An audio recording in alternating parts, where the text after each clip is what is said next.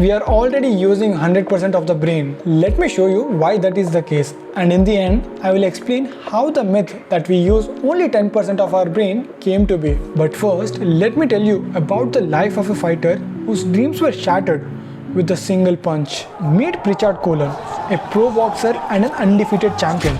He was said to be the rising star of boxing, destined for greatness. That is, until the day he took a punch to his head. What do you think happened to him? Surely a few punches shouldn't have done much, right?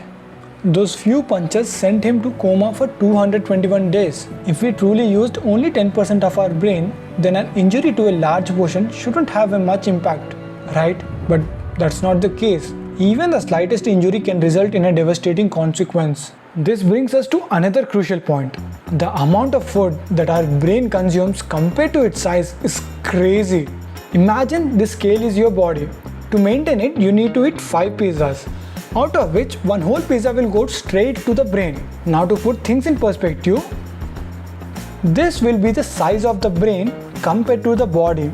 That's way too much food for its size. It's like a newborn baby eating half of your food. If we are using only 10% of the brain, it wouldn't need that much energy. But studies shows that our brain requires this much energy because it is responsible for our survival and manages countless tasks, from controlling our body movements to regulating body temperature, even when we are sleeping. Modern brain scan reveals that not every part of the brain is active simultaneously. Just like we don't use all muscles at once. However, over the course of a day, we virtually be using 100% of the brain. So where did the myth actually come from? It turns out there is quite an interesting story and a bit of misunderstanding behind it. There was a psychologist, William James, who believed that most people use only a fraction of their mental potential and physical capabilities due to habits and lack of motivation.